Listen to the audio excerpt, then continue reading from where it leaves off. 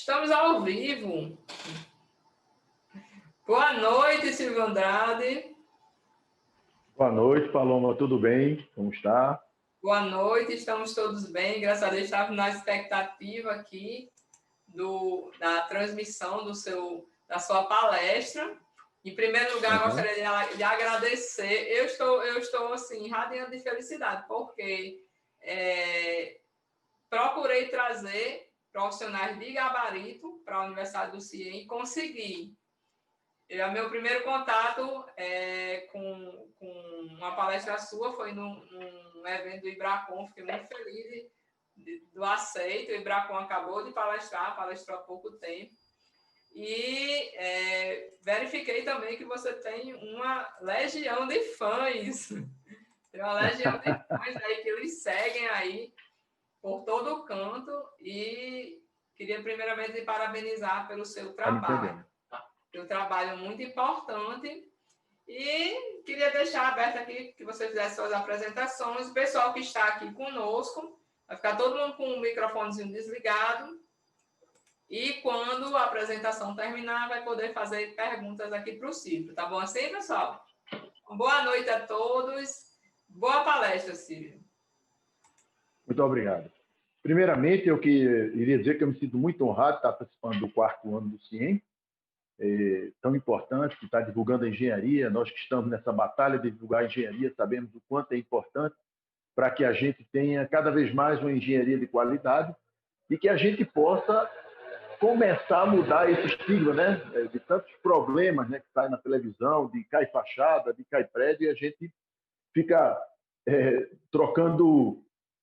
sendo trocado por pessoas que não são engenheiros para executar obras como se a gente não tivesse condições para isso, ou então todo mundo tivesse condições de fazer uma construção. Então, hoje nós vamos conversar sobre corrosão. Eu sempre acho, quem me acompanha no meu canal do YouTube sabe, que eu gosto muito de a gente sempre explicar o porquê, porque fica muito mais fácil. Quando a gente entende o porquê, isso faz com que a gente facilite tratamento, que facilite entender, que facilite buscar as soluções, porque a gente entende o que está acontecendo. Então, quando a gente entende todos os porquês de cada tecnologia, de cada produto, de cada problema, a gente é muito mais assertivo na solução, a gente é muito mais assertivo na execução e na construção. Então, vamos entender o que é a corrosão. Claro, eu sempre parto do princípio que as pessoas não sabem nada, porque às vezes a gente pensa que... Eita, ficou um barulho. Alô? Tem alguém com o fone ligado. Então, às vezes, a gente vai passando por... Oi? Não é porque está com barulhinho. Então, às vezes, a gente vai passando por cima e não vai percebendo as coisas, né? Então, vamos entrar aqui na corrosão. Eu perdi até o fio da meada, mas vamos lá. Então, veja. Quando a gente vai entender corrosão, a gente tem que perceber que muitas vezes ela é tratada como um vírus ou uma bactéria. Eu já vi muitas vezes a pessoa dizer, olha, tem que limpar muito bem o aço para poder não ter nem um pouco de corrosão, porque se tiver corrosão vai voltar a corroer novamente. Então tem algumas coisas que a gente tem que quebrar alguns paradigmas para a gente entender perfeitamente o que é a nossa corrosão. Então vamos imaginar aqui uma pilha comum de uma lanterna.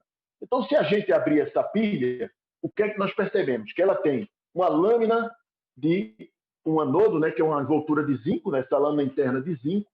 Ela tem uma barra de grafite, né, que é menos eletronegativa do que o zinco. E ela tem um eletrólito, né, que neste caso é uma pasta úmida de cloreto de amônio, cloreto de zinco e carbono em pó. Porque você necessita desses 3 parâmetros para ter corrosão com mais um que a gente vai mostrar. Então imagine aqui que a gente tem essa lanterna, também vai abrir, né, para facilitar a nossa compreensão, e coloca a pilha dentro da lanterna. Tem como eu levantar, Rafael? Ou tem que ficar aqui mesmo? Pode levantar. Então, vejam. Então, a gente tem aqui o processo. Aí eu vou ficar... Deixa eu me sentar mais para cá. Então, o que acontece? Quando a gente aciona, que a gente liga a lanterna, o que é que acontece? Nós fechamos o circuito. Então, para ter corrosão, nós precisamos do anodo, ou seja, um metal mais eletronegativo, um catodo, menos eletronegativo, né? Não quer dizer que seja positivo, mas menos eletronegativo, para gerar uma diferença de potencial. O eletrólito, que nesse caso aqui nós mostramos aquela pasta úmida, E a ligação metálica só tem corrosão se nós tivermos esses 4 parâmetros, essas 4 bases da corrosão, como vamos ver mais na frente. Então, o que acontece? Quando a gente fecha o circuito, ocorre o processo de oxirredução. Então, não é um vírus nem uma bactéria, é uma oxirredução. Então, nós temos uma reação de oxidação, que é no mais eletronegativo, e uma reação, esse negócio aqui, posso tirar isso aqui? Posso? Tá ouvindo? Tá ouvindo? Porque isso aqui eu fico sem retorno. E o de redução, que vai ser no cátodo. Então, o que acontece? No anodo, o zinco vai ceder elétrons e vai virar íon zinco. Então, você começa a aparecer no anodo, íon zinco, e no cátodo elétron, na ligação metálica. Então, o que acontece? À medida que você aciona a lanterna, que acende a lâmpada, você vai fazendo aqui íon zinco aparecer, e o elétron vai caminhar, vai fazer a corrente e vai acender a lâmpada. Então, vejam, por que é importante o eletrólito? Porque o íon, ele não anda, ele é como se ele nadasse, ele precisa de um meio fluido para ele se locomover. Então, o que acontece? Quando você tem entre o cátodo e o anodo, né, que é a lâmina de zinco e o bastão aqui, você tem aquela pasta úmida, então o íon zinco, o íon hidroxila, sim, esqueci de dizer a reação, desculpe. Então tem a segunda reação, né? Água mais oxigênio mais elétron e hidroxila. Então começa a aparecer íon hidroxila no cátodo. Então o que acontece? Como eu vinha falando, o íon não anda, ele nada. Então o que acontece? Como você tem um eletrólito entre o cátodo e o anodo, ele vai nadar de encontro ao zinco, ao íon zinco, e aí vem a equação final. Qual é? Íon zinco, íon hidroxila, hidróxido de zinco, corrosão. Então, todas as vezes que nós acionamos uma pilha de carro, uma bateria de carro, uma pilha, nós estamos o quê? Oxidando o anodo. Então, ele vai corroendo, e isso, à medida da lanterna que ocorre, à medida que ele vai acendendo a lanterna na continuidade, ele começa a diminuir a diferença de potencial entre o anodo e o cátodo.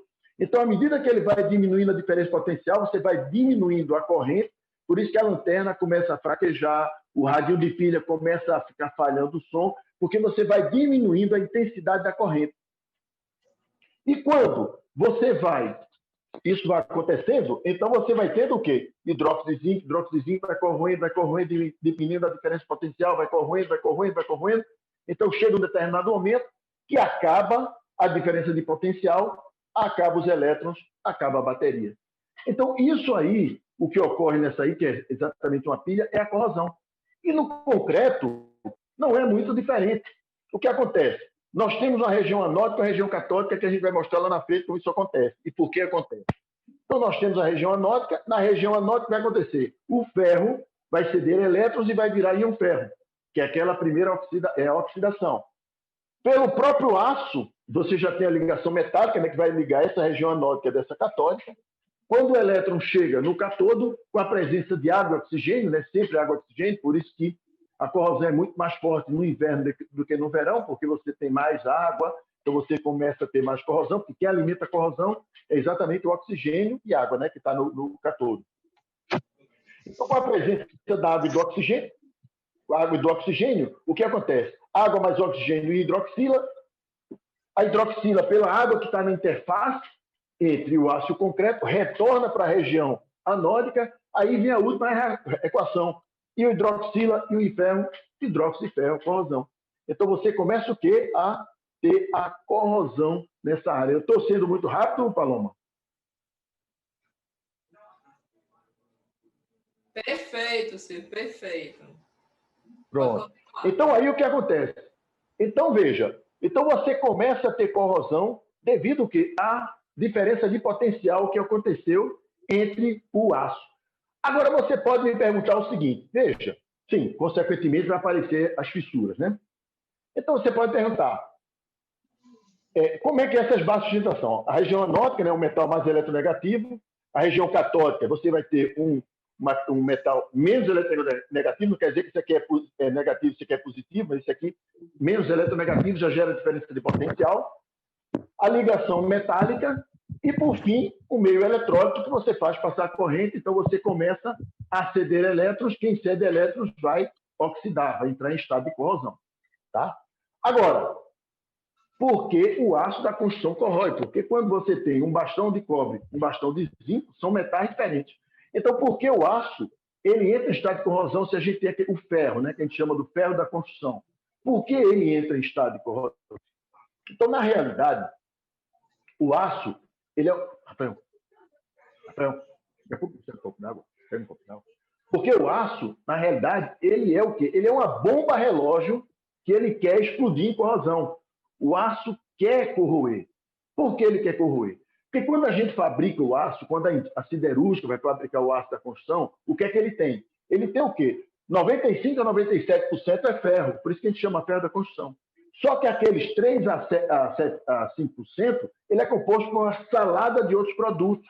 Para quê? Para que a gente possa conferir ao nosso ferro todas as qualidades que ele necessita, né? Ser dúctil, para não partir, ter a resistência à tração, ter todas aquelas características que necessita do nosso aço, ele é implementado quando você coloca esses materiais. Só que o que acontece é o seguinte, entre estes componentes que nós temos no aço, nós temos diversos metais. Então, se nós temos diversos metais para formar essa liga, que é esse aço da construção nosso, nós temos o quê? Uma salada de níveis de energia. Desculpe. Nós temos uma salada de níveis de energia, ou seja, cada elemento ele tem um nível de energia. Se a gente construísse com ouro, né, não corroía, né, porque ele é o mais eletropositivo de todos. Mas nós normalmente construímos, nós temos o ferro, então essa ligação aqui faz com que nós tenhamos o quê? Várias micropilhas de corrosão dentro do nosso ferro. Então você tem o quê? Diferença de potencial para tudo quanto é lado. Então explica por que ele quer corroer. Tá? Então, veja, quando a gente está na obra, que a gente coloca aquele aço, chega aquele aço novinho de um fabricante, está todo perfeito, quando ele fica lá, que aí começa a ter a umidade, começa a ter oxigênio, o que acontece? Ele começa a entrar em estado de corrosão, ele começa a formar uma carepa, uma fina película de óxido naquela barra de aço. Tá? Agora, o que acontece é o seguinte, que essa fina camada de óxido, na realidade, é a camada passivadora do aço. É ela que protege o aço. Por quê? Porque quando você forma essa fina camada de óxido, essa película de óxido, ele faz com que o aço se comporte como se ele tivesse apenas um potencial. Tá? Então, aquelas micropilhas que tem dentro do aço, né, que é aquela salada de metais, quando elas entram em estado de corrosão, que forma aquela carepa, para o exterior é como se o aço tivesse apenas um potencial, como se ele fosse apenas um metal. Tá? Então, o que protege são duas coisas, né, que protegem. Fisicamente, o aço, e quimicamente. Quimicamente, tem no aço e no concreto, porque exatamente essa camada passivadora é a proteção química do aço, ou seja, ele se comporta como um só potencial, e o concreto, a sua alta alcalinidade em torno de 13, protege essa camada passivadora do aço. Então, enquanto o concreto está com o pH alto, né, em torno de 12,5, 13, essa camada é preservada e não existe corrosão. E tem também a proteção física. Qual é a proteção física? O cobrimento. Então, veja, na realidade, nós temos um metal que quer corroer, você tem, só para recapitular, não sei se saiu tudo, então você tem a proteção química no aço, no concreto, no aço é a formação daquela fina película de óxido, no concreto é o pH do concreto em torno de 12,5 a 13, né, que a alta qualidade do concreto protege, né, porque muita gente diz, não, o concreto alcaliniza, o concreto promove a camada passivadora do aço, não é isso. O aço que faz, com aquelas micropilhas, faz a camada passivadora e o concreto protege com a sua alta alcalinidade. Tá? E tem o cobrimento, que é importante, por quê? Porque como, principalmente a carbonatação, né, que é um dos maiores veículos que quebra a camada passivadora do aço, ela vai penetrando numa frente, ela vai da superfície para o interior. Então, quanto maior esse cobrimento, mais tempo vai demorar para que ele atinja, claro, com concreto bem feito, com concreto bem dosado, com concreto denso. Então, mais tempo demora para que ele atinja a camada, o aço. Né? Então, vamos. Então, veja, por isso que a norma determina os cobrimentos do concreto. Então, você vê, zona 1 fraca, rural ou submersa, a deterioração da estrutura, né, corrosão insignificante, laje pilar e viga e concreto protegido. Então, 20, 25 e 30. Então, você percebe que a zona ela vai partindo a partir do segundo, 25, 35, 35, né? Então, você percebe que a menor camada de cobrimento que nós temos é 20.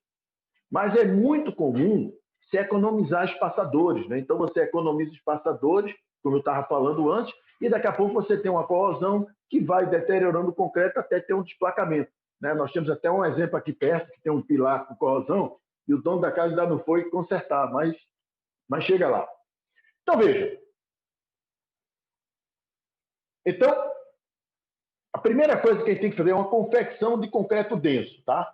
Então, é muito comum a gente se preocupar na dosagem do concreto, e isso é claro que é importante, mas o que a gente percebe na prática é que na execução é onde acontecem os maiores absurdos do concreto, na estrutura de concreto armado, e cada vez mais a gente coloca aditivos que são importantes, cada vez mais a gente dosa o concreto melhor que são importantes. Mas veja, a gente pega, faz toda uma dosagem de traço, né, um estudo, aí bota adições, bota aditivo polifuncional, bota aditivo isso, aditivo aquilo, bota pozolana e bota o cimento X, o cimento Y, às vezes ele quer o ari, às vezes não quer o ari. A gente vai fazendo toda a dosagem, então a gente depois molda o corpo de prova, todo bonitinho, aí pega, joga no tanque, rompe, né, faz o rompimento do corpo de prova, ele está com a resistência, aquele negócio, poxa, eu tinha um concreto que era de 30 MPa, mas quando chegou lá ele estava com 35, 36, quer dizer, um concreto fantástico, recebe o laudo, todo mundo feliz. Aí eu pergunto o seguinte, e na obra? A gente consegue realmente aproximar este resultado deste resultado aqui? Então, é isso que a gente tem que perceber, que o concreto que a gente molda o corpo de prova não é o concreto da sua estrutura. Ele pode ser o concreto da sua estrutura. Aquele resultado que você tem no laboratório, você percebe que aqui você faz um perfeito adensamento, né? Então, você vai lá, né? Se for o cilindro de 15, né? Você 25 golpes, 3 camadas de 25 golpes, então você faz um perfeito adensamento naquele seu concreto. Então, depois você faz uma perfeita cura naquele concreto, né? Então, concreto muito bem adensado, muito bem curado, e vai para o rompimento. Ou seja, esse processo, você, na realidade, está dizendo o quê? O concreto que eu comprei ou o concreto que eu confeccionei é de boa qualidade. Mas a gente tem que transformar isso aqui, que já tem um erro crasso, né? Você jogar o vibrador de forma deitada. Então, você percebe que aqui você não vai ter um bom adensamento, né? Então, o que a gente percebe é isso, é que a gente está muito preocupado com o concreto laboratório, que tem que estar preocupado. Nós temos que ter um excelente concreto na obra. Agora, a gente tem que ter o cuidado de realmente tentar aproximar o máximo possível o nosso concreto do laboratório, ok? Porque senão nós temos isso aqui, fissuras, tá? E o que eu acho interessante é que a preocupação com a fissura, a preocupação que nós percebemos na obra com a fissura, ela não está de acordo com o da norma. Tá? Porque o que acontece? A gente vê essa fissura aqui, aí vai lá, pega o famoso fissurômetro, né? Então vai lá no fissurômetro e vai medindo a espessura daquela fissura.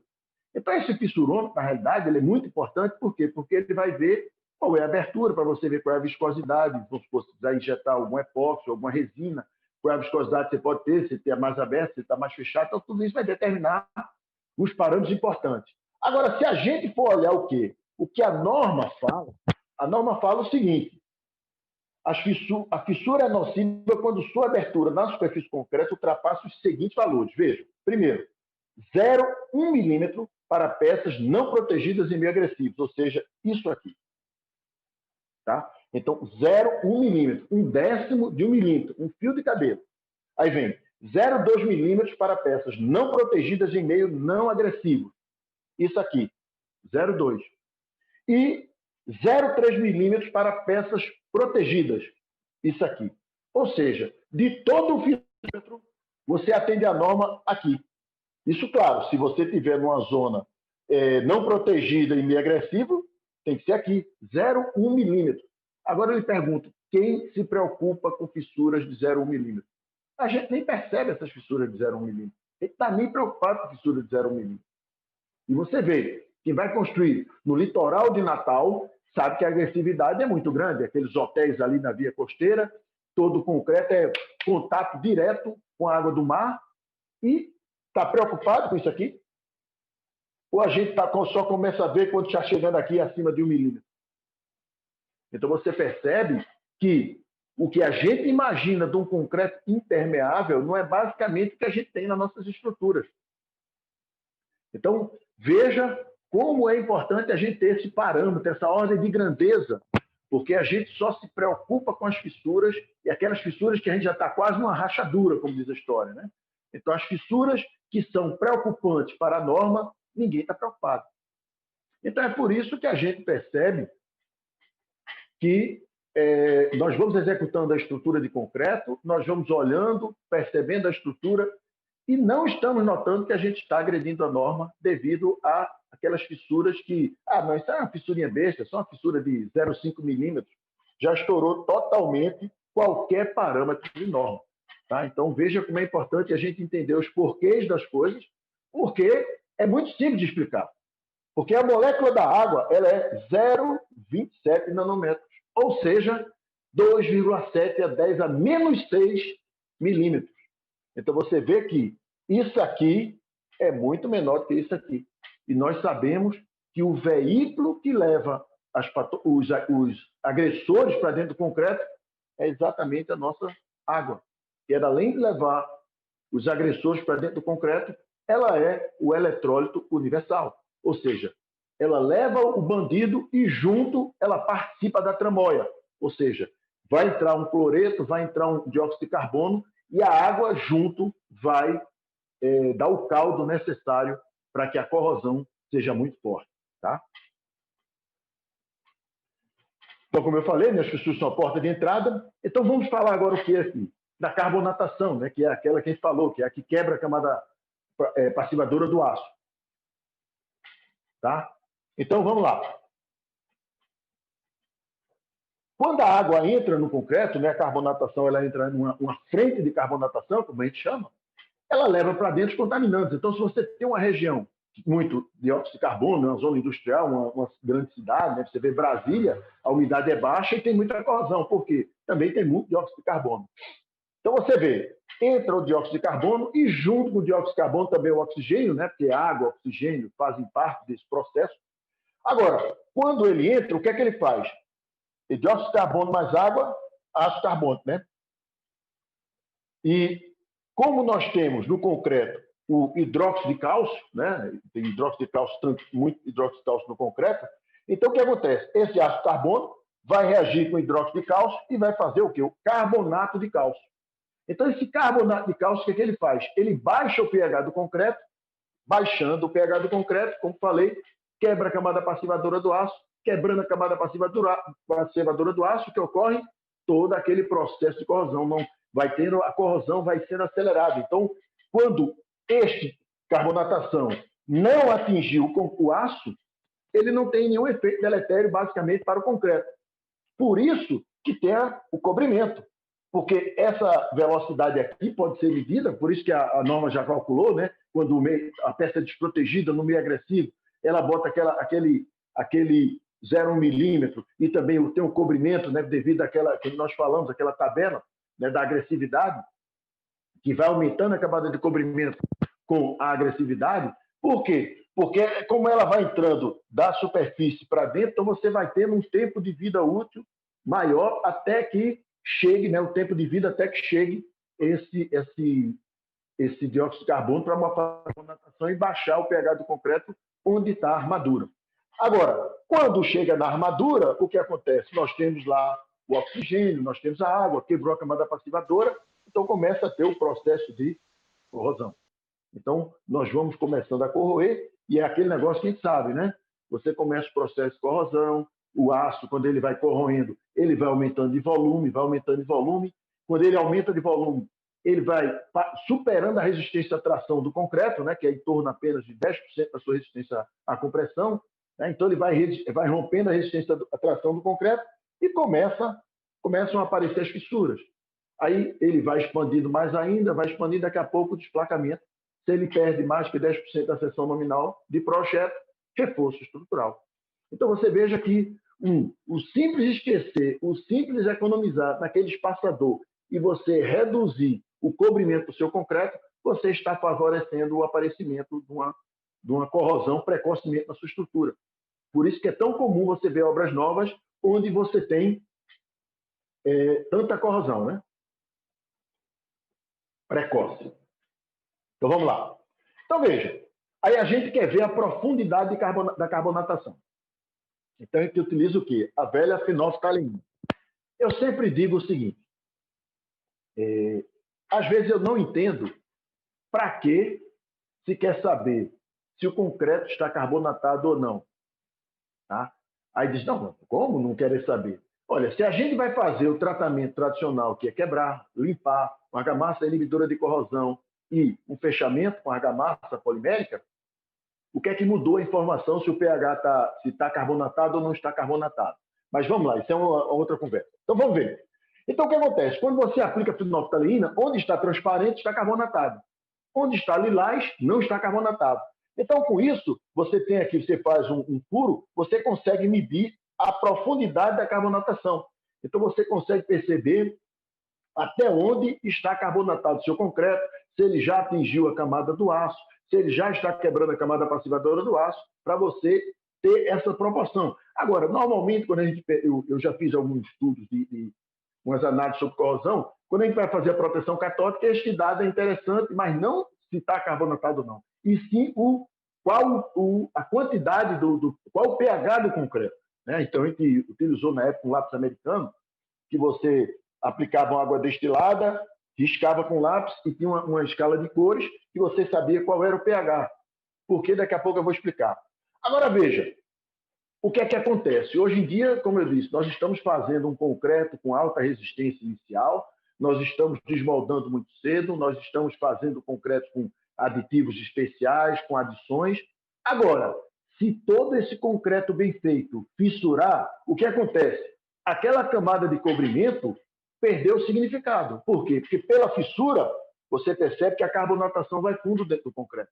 Então, nesse concreto, se ele não tivesse essa fissura, era para carbonatar apenas essa superfície, essa pequena faixa superficial, mas devido à fissura, vai-se embora a carbonatação, a água vai entrando, aquela molécula que eu disse, vai levando CO2, e ele rapidamente adentra no concreto.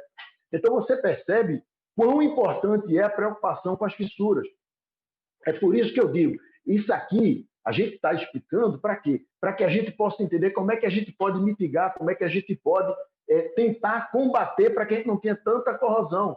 Tá? Então, este é o ponto importante. Quando a gente entende o porquê, a gente vai começar a se preocupar não só com aquelas fissuras visíveis, mas com aquelas fissuras que a norma disse que, olha, com isso aqui, você vai ter problema antes do tempo. Então, é isso que a gente tem que perceber. E não apenas se esteticamente o concreto está perfeito. A gente tem que analisar conforme o que vai agredir esse nosso concreto. Tá? Esse nosso concreto armado, né? Que nós estamos falando de corrosão, o problema é no aço. Tá? Agora, veja, por isso que eu estava comentando interessante é isso. Porque quando você pega a fenolftaleína, né? Essa área aqui que está transparente, está carbonatada, a fenolftaleína indica o quê? Que nós temos um pH abaixo de 8,2. Agora, na área que não está carbonatada, ela diz que está acima de 10. Então, veja que o concreto ele tem um pH em torno de 13, 12,5. Então, ele já perdeu aqui, na área que ele está dizendo que não é carbonatada, ele já perdeu, já está com pH menor. E o interessante é o seguinte, a gente vai mostrar que existem as macropilhas de corrosão, né, que são superfícies. Então, se você tem uma barra de aço, uma mesma barra de aço, com o concreto com pH diferente, cada diferença de pH, então imagine você ter aqui um concreto que ele não entrou a carbonatação, ou por trás do aço, então você tem aqui um pH de 12,5. Aqui você tem um pH de 11,5. Cada diferença de pH gera uma diferença de potencial de 60 milivolts, menos 60 milivolts. Então, veja que só a diferença de pH você pode gerar uma diferença de potencial, que é só chegar a água e o oxigênio que você vai ter corrosão. Tá? Então, veja. Então, isso é importante a gente saber. Tá? Que cada diferença de potencial, por isso que quando você vai fazer uma proteção catódica, você vai dar uma vida útil para aquela recuperação de 20 anos, 10 a 20 anos, então você tem que saber isso aí para você poder dimensionar a quantidade de anodo ou o tipo de anodo que você vai utilizar de sacrifício. Tá? E o atacurim cloreto é aquele negócio que a gente chama, né, que todo mundo já está acostumado, é uma corrosão em pique. Né? Ele não é em frente, né, como a carbonatação, que ela tem uma frente de carbonatação, é mais generalizada. Ele entra numa frente pequena. Então, quando a água entra, a mesma coisa, que leva o cloreto, né, o íon cloreto, ele age nas duas frentes. Ele age no concreto e age no aço. Ou seja, no concreto, ele reage com a água e faz o ácido clorídrico, né, que aqui você o quê? Potencializa o eletrólito. Você lembra que lá na pilha nós botamos o quê? Cloreto de amônio, cloreto de zinco. Aqui, o ácido clorídrico aqui, né, ele vai potencializar o eletrólito. Né? O ácido ele potencializa o eletrólito. Então, ele facilita o nadar do íon, como eu disse. Né? Então, a troca iônica, ele facilita. Então, ele acelera a corrosão. Por isso que quando a gente tem uma estaca, né, naquela zona de variação de maré, que você tem muito oxigênio, você tem umidade e você tem cloreto, ela é muito abrupta a corrosão. Por quê? Porque, além do cloreto, como nós vamos ver aqui no aço, ele fazer o seu estrago, ele também potencializa a facilidade da troca iônica. Por isso que quando você vai fazer uma proteção catódica também, você mede a resistividade do concreto. Né? Quanto menos resistivo for o concreto, mais facilita a troca iônica. E esse potencializar exatamente é baixar a resistividade e facilitar a troca iônica. Tá? E 2, no aço, o que é que ele faz? O íon cloreto reage com o íon ferro, fazendo cloreto de ferro. Né? Cloreto de ferro. E o cloreto de ferro reage com hidroxila e hidróxido de ferro. Só que o que acontece? Você vê, ele entra aqui, o íon cloreto, depois ele reage aqui, depois ele cai novamente aqui. Por isso que o cloreto, ele é uma corrosão por pite. Por quê? Porque quando ele atinge o concreto, você tem as fissuras, então aparece o cloreto, então ele volta para a equação, cai novamente aqui, ele volta para a equação, cai novamente... Opa, volta para cá. Então ele cai novamente aqui. Tá? Então ele fica o quê? Ele vai fazendo a reação, caindo novamente, fazendo a reação, caindo novamente. Por isso que a gente diz que o cloreto é uma corrosão por pite. Ele vai martelando aquele ponto, ele chega a fazer buraco no aço, ele chega a fazer furo numa chapa metálica. Por quê? Porque ele vai fazendo a equação e caindo novamente, fazendo a equação, caindo novamente. Ele faz toda a equação, cai. Então ele fica martelando naquele ponto o aço, por isso que ele faz os buracos. Então, o que a gente diz? Qual é a grande diferença quando a gente olha uma corrosão por carbonatação e uma corrosão por íon cloreto? É que nós temos a carbonatação generalizada, é como se pegasse a barra toda, e no cloreto nós vamos formando pique. Então, tem essa foto aqui, que é muito característica, dá para perceber, né? Geralmente, quando nós estamos em garagem, né? Tem muito CO2. Então, o que acontece? CO2, muita umidade, né? Ali na lavagem, você tem essa corrosão generalizada. E aqui, ó, numa tampa de reservatório, você está vendo os piques, né? Martelando aqueles pontos e promovendo essa corrosão em pique. Tá? Então, vamos lá. Então, como nós falamos, o aço, né, aqueles metais que estão dentro do aço, formam a micropilha de corrosão. E também tem as macropilhas de corrosão, que são problemas executivos que a gente coloca na estrutura, que chegando água e oxigênio, ela também vai gerar corrosão. Tá? Então, vamos ver a primeira, que é pH desigual, que eu já dei uma palhinha lá, né, que se você tiver aquela de carbonato 1 no carbonato outro, o que acontece? Quando você tem uma estrutura, vai ser outro tipo de pH que eu vou falar aqui, desigual, tá? Mas nesse caso da corrosão, quando você tem uma estrutura de concreto que ele entrou em estado de corrosão num determinado ponto, tá ouvindo, Rafael? Num determinado ponto, o que acontece? Se for carbonatação, você baixou o pH dele. Mas você baixou ali, mas o outro lado pode não estar também com 13 de pH, também deve ter baixado. Quando você faz a recuperação, se você não tiver cuidado, que é muito comum, né, você limpa a armadura para aplicar a argamassa polimérica com inibidor de corrosão. Então, muitas vezes, você não tem você não percebe se você realmente aplicou aquela argamassa continuamente no aço. Se você deixa algumas falhas, o que acontece? Você vai ter o quê? Você vai ter uns pequenos anodos cercados por grande cátodo. Então, você vai ter corrosão ali Por isso que já aconteceu, né? Já vi várias vezes, a gente como patologista vai nas obras, você ter corrosão em cima de um tratamento realizado. Por quê? Porque a pessoa não percebeu este detalhe e tinha falhas na aplicação do inibidor de corrosão. Então, por isso que a gente tem que ter, se a gente vai executar o tratamento tradicional da corrosão, a gente tem que ter esse cuidado de que nós temos que ter a camada contínua do produto para que você não gere o quê? Uma pequena região anódica cercada por uma grande região catódica. E a gente lembra que quem alimenta a corrosão é a região catódica. Então, se você tem um pequeno anodo com muito cátodo, claro que ali vai ter uma corrosão grande, e por isso que você vê em diversas obras, você vê aquele ciclo, né? Você recupera ali, daqui a pouco recupera novamente, daqui a pouco recupera. Então, a gente tem que ter esse cuidado. Quando a gente entende o porquê, a gente tem essa preocupação. Não é apenas pensar que aquele inibidor de corrosão ele vai inibir a corrosão pura e simplesmente se você tiver defeitos ali dentro. Okay? Agora, nesse caso aqui, é um diferente.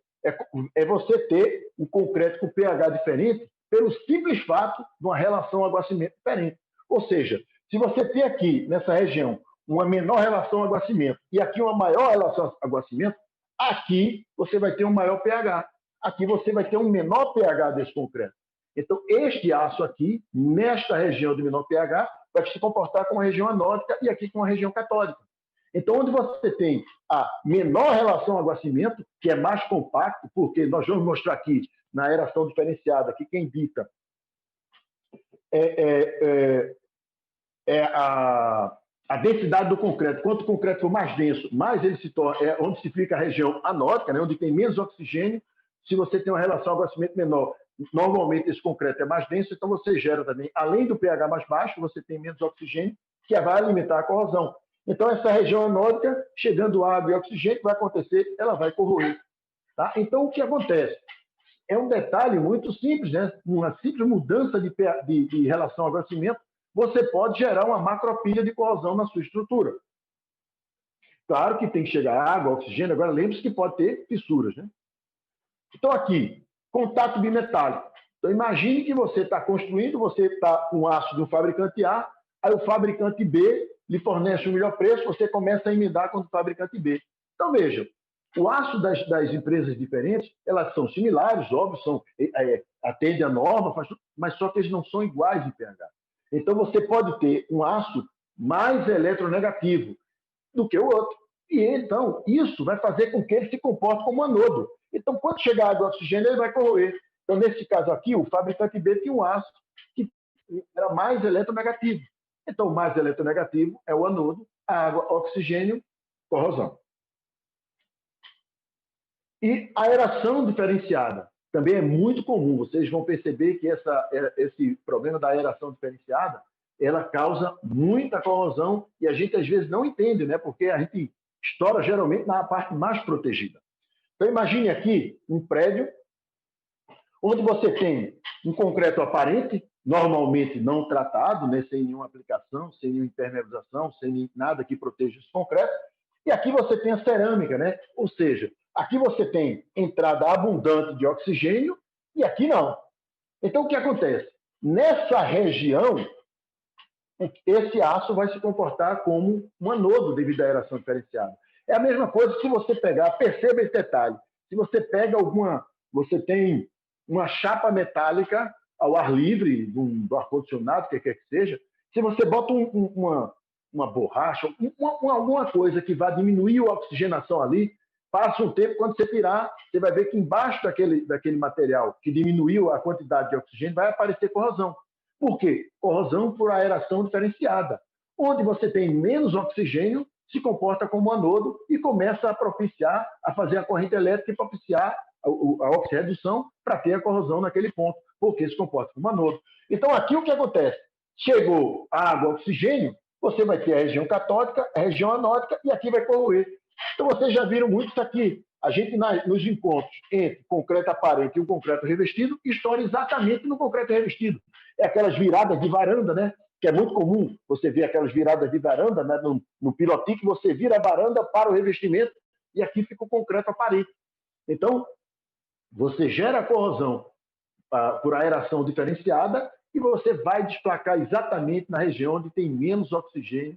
Então, você tem esse Esse problema aqui que é muito comum de a gente ver em prédio. É só você observar exatamente esse detalhe, aquelas viradas de varanda, né? Próximo a virada da fachada, vamos supor, próximo à viga de baixo, se você não tiver revestido.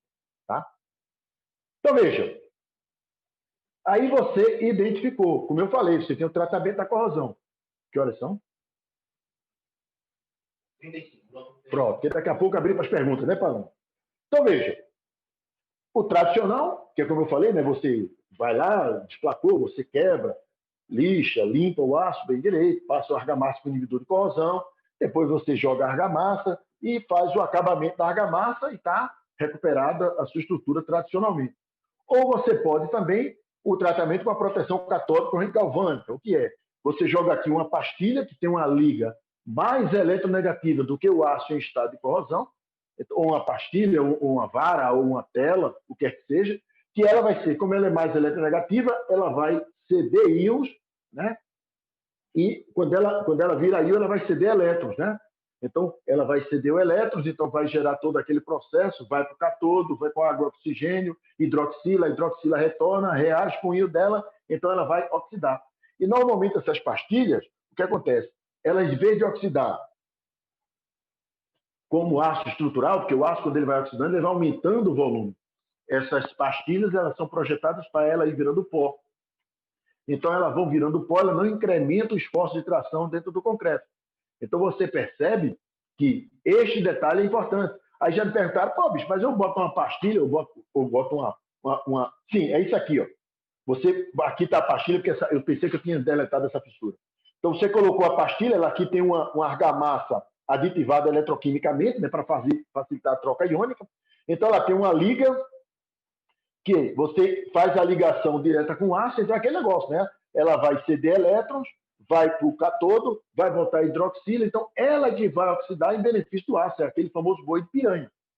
Então você tem como dimensionar, vendo a resistividade do concreto, o potencial de corrosão do aço, né, com a semipilha de cobre, sulfato de cobre, você mede você vai medir o pH do concreto, então você vai cercando os dados para ver qual é a velocidade da corrosão, então você faz o dimensionamento de quantas pastilhas ou de quantas telas, o espaçamento da tela ou do fio, quer que seja, você faz o tratamento, né? Ou seja, pastilha pode ser uma vara galvânica, tela, fios.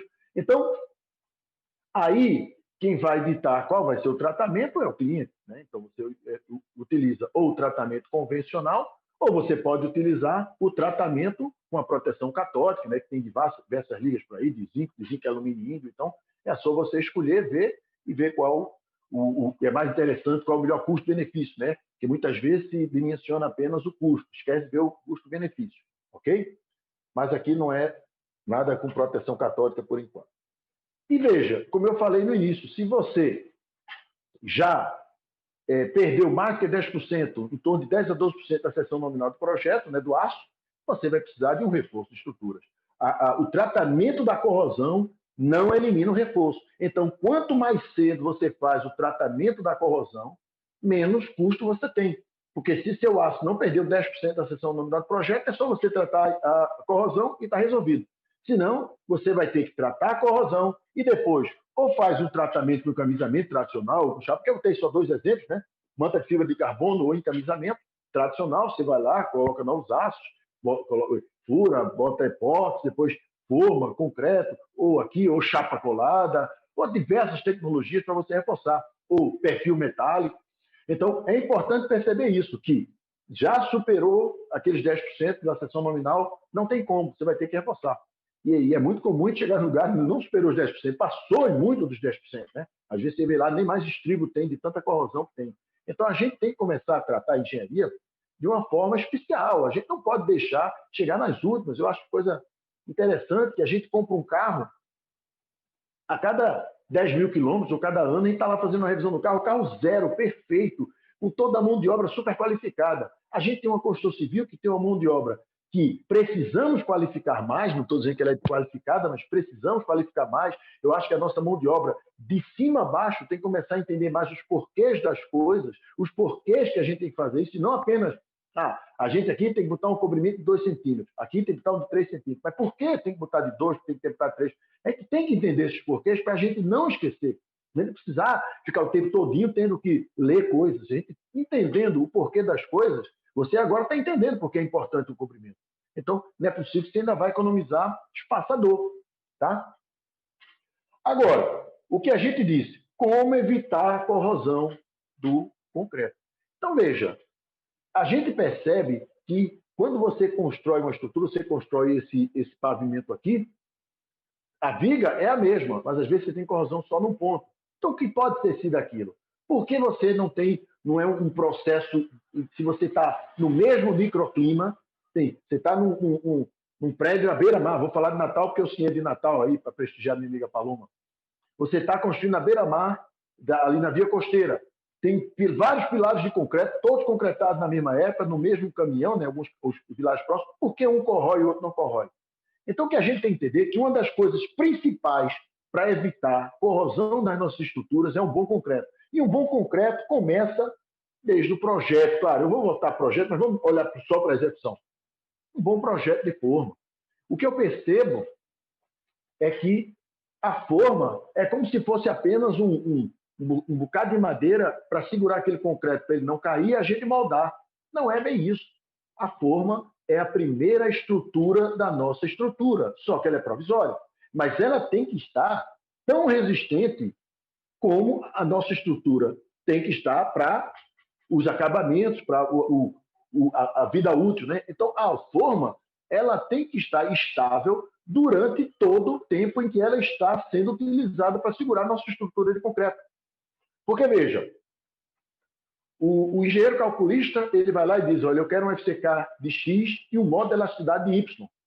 Então, quando você bota o seu concreto, vamos supor que você fez um concreto, um melhor concreto, muito bem, curou muito bem. Agora, se a sua forma, durante o processo de cura, ela deu uma pequena deformada, o que acontece? O seu concreto ainda não está com a rigidez necessária, não está com a resistência necessária, ele gera microfissuras no interior do seu concreto. Quando ele gera microfissuras no interior do seu concreto, ele baixa o modo de elasticidade. Não é mais aquele modo de elasticidade que você extraiu lá do laboratório para você retirar a forma. Então, quando você retira a forma, você já tem o concreto com módulo menor, então você já deforma mais. Então, a gente não entende porque, às vezes, cai cerâmica de pastilha ou gera fissuras em pastilha, e a gente joga a culpa no fachadeiro, joga a culpa nisso, e às vezes pode ter sido lá na forma, na origem da execução, que ela baixou a modelacidade daquela viga de fachada e você tem uma deformação bem maior do que foi dimensionado. E, claro, quando a gente fala em deformação, não é uma flecha feita nos desenhos de momento, é uma deformaçãozinha de nada que a gente não percebe, mas pela que ela promove toda uma sorte de problema. Mesma coisa, a armação. Como a gente vai nas obras, a gente vê ferro fora do lugar, armação fora do lugar, armação desviando. Veja, se você tem, imagine isso, eu tenho uma armação aqui, que ela era para ser reta aqui. Se eu dou uma pequena curvatura, o que é que o aço faz no concreto? Ele é para responder à tração. Então, veja, quando ele for tracionado, um aço que entrou com alguma curvatura, o que ele vai fazer? Ele vai retificar. Se não tiver com inércia, né? Ou seja, volume de concreto suficiente que aguente isso, vai fissurar.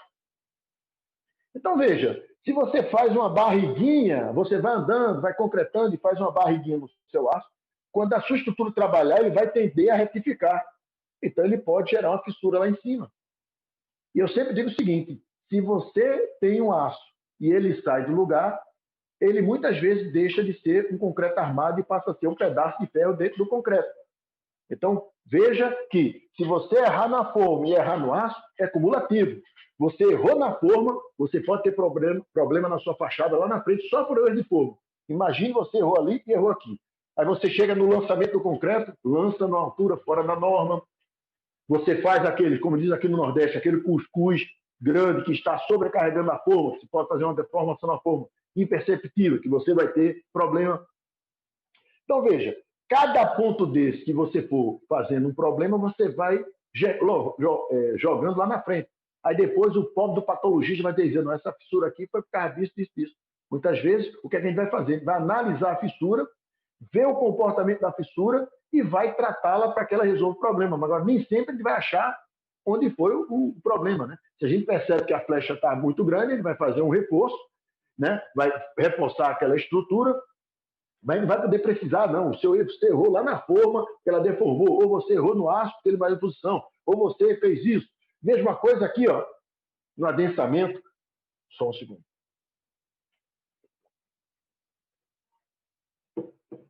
Muita gente usa o adensamento para espalhar concreto. Quando o concreto desce, significa que no adensamento você fez o rearranjo das partículas, subiu mais leve. A partir daí é que você começa o adensamento concreto. E muita gente para ali. Você vê que e não existe espaçamento, deita vibrador. Então, veja, vamos seguir na sequência. Cura. Uma laje, né? Levando em consideração determinadas situações de temperatura, de vento, de intensidade de raio de sol, se você executa ela hoje e começa a curar ela amanhã, você pode perder até 33% da resistência dessa laje. A sorte é que não é a resistência que vai dar uma resistência mais superficial, de 3 a 5 centímetros, ou seja, você vai ter um concreto menos resistente naquela parte que você quer que ele tenha resistência para poder o quê? Para não chegar a contaminantes no aço, para não ter corrosão, para não ter problema. Então você vê que a gente pode ir somando. E também na desforma. Muita gente, como você não tem um projeto, às vezes bota umas escórias remanescentes, que você vai mudar a configuração estrutural daquela peça, onde você, de vez de você jogar, tirar do momento máximo para o mínimo, você inverte, então você tem um problema, você tem que tirar do máximo para o mínimo. Mas normalmente a turma pode tirar marquise do apoio para a extremidade. Então tem que ter muito cuidado, porque tudo isso a conta chega. Então, veja, se você comete um erro no aço, não tem como você recuperar. Você vai ter problema. Mesma coisa na forma, e como eu já falei, é cumulativo. Você errou na forma, você vai somando com o que você errar no aço, vai somando com o que você erra no lançamento, vai somando com o que erra no adensamento. Tudo isso vai somando. Então, como é que você não quer patologia? Como é que você não quer fissura? Como é que você não quer corrosão? Então, para você minimizar a corrosão na estrutura do concreto armado e os problemas nas nossas estruturas, se preocupar com a execução da estrutura de concreto armado, desde a sondagem, né?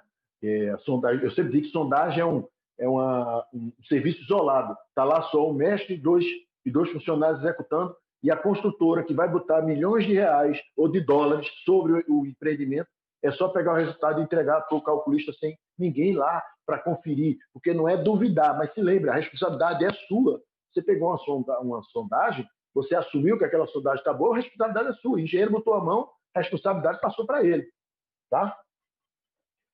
E outra coisa também é o seguinte, proteção do concreto. Olha, como eu já falei diversas vezes, você vai construir na via costeira de Natal. Sabe que a quantidade de cloreto é muito alta, no litoral de Fortaleza, né, que é um dos maiores incidentes de cloreto que tem. Você deixa o seu concreto de peito aberto. Você só está preocupado com aquelas fissuras maiores, como a gente já falou. Então, veja, você sabe que tem cloreto. Você vai construir uma indústria, você sabe que vai ter, uma indústria petroleira, você sabe que vai ter muita queima muita queima, né? Vai ter muito CO2. Então você sabe. Então como é que você deixa o seu concreto aparente? Como é que você economiza na proteção? Claro que a proteção, o que vai dizer é a necessidade do seu ambiente, né? Que a gente sempre tem que analisar a proteção que a gente vai dar é a necessidade do ambiente. Você vê, todos esses viadutos são construídos no Brasil. Tem tanto problema, qual é a proteção que se dá? Ah, não, a gente aplica aqui um silicone. O silicone dura X anos, depois quando é que reaplica? Então, é isso que a gente tem que cuidar. Então, a gente tem, como eu digo, protetores penetrantes, nós temos argamassas cimentícias projetadas, pinturas cimentícias também, nós temos concreto já aditivado, né, com cristalizantes, aditivados com redutores com compensadores de retração.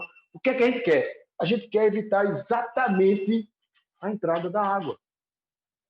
Então, quem não sabe o microclima que vai construir, o clima que vai construir, quais são os contaminantes que vai executar? Você vai fazer uma estação de tratamento de efluentes e não protege o concreto de forma correta, porque, eu sempre usei tal material quando eu fazia isso. Quer dizer, então não dá para entender. Outra coisa que não dá para entender na engenharia é o cara chegar e dizer, eu faço isso há 30 anos. Pelo amor de Deus, e qual é a outra tecnologia que você faz igual há 30 anos, a mesma coisa? Será que a engenharia civil nunca evolui? Nós temos que fazer sempre há 30 anos. Por que nós estamos tendo tanto problema em concreto? Porque exatamente nós estamos construindo mesmo que há 40, 50 anos atrás. Só que há 40, 50 anos atrás, o nosso cimento era outro. O nosso cimento tinha mais silicato de cálcico do que tricálcico. Nosso cimento ele pegava uma resistência mais demorada, tinha um menor calor de hidratação. O nosso cimento tinha uma superfície específica muito menor, muito maior, desculpe, menor, muito menor. Nós tínhamos na década de 30, 190 metros quadrados por quilo de superfície específica. Hoje em dia é 400 metros quadrados por quilo. É muito maior a superfície específica hoje. É muito mais fino o cimento. É muito mais reativo. Então, você vê o seguinte, que a gente tem que ter esse cuidado. Tá? Então, é basicamente isso que eu queria falar, Paloma, dar essa palhinha sobre corrosão, para a gente entender o que é corrosão, para a gente ver se a gente... Então, muito obrigado. Eu estou aqui aberto às perguntas, espero que tenham gostado. Silvio, que é isso? Quem